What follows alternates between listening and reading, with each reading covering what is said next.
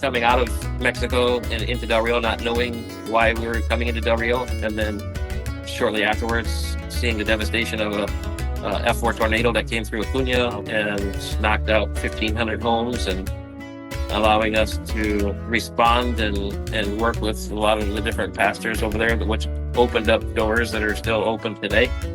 And taught us a lot about disaster response and recovery.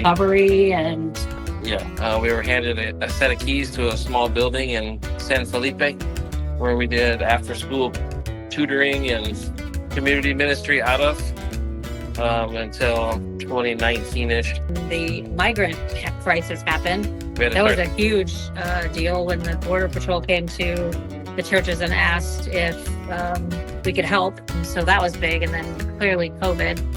Yeah, which during that year, I filled in as kind of like interim pastor of City Church for a year while we looked for a pastor. And it was also that year in 2020 that I did the paperwork to make us a nonprofit. Make us officially, because we were locked in our homes and I didn't have anything to do. So that paved the way for me to be able to do that.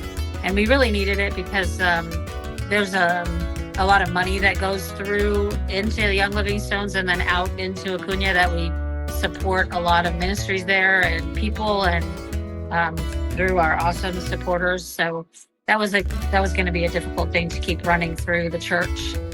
So that was really a big need then. During that time in Mexico, a lot of kids were missing school, and we had a meeting with the pastor and his wife of Estrella Belen in Acuña, and we asked her what her dream was, and she said her dream was to do like an after-school program in Oblasi, this little basically makeshift schoolhouse that we supported. We gathered support for, where we hired professional teachers from the churches to come and give extra tutoring and teaching in the important subjects of reading and math and language, but also receiving gospel teaching at the same exact time.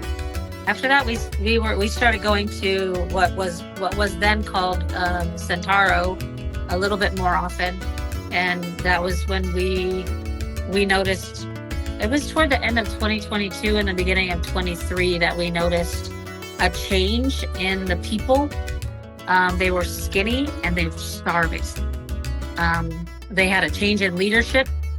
She wasn't prepared correctly for the role that she was in, and needed quite a bit of help. And so we started the beginning of 2023 feeding them. I would cooking at our home and taking it across the border to feed about 100 people. And then we decided and we also got the churches on board and had some of the churches that we work with over there helping us, so that we didn't have to do all the feedings eventually later on in the year. We wanted to stay doing those things and keep our focus there because they needed a lot more things. Clearly, if you're not even getting the correct nutrition, there are so many other things that are failing.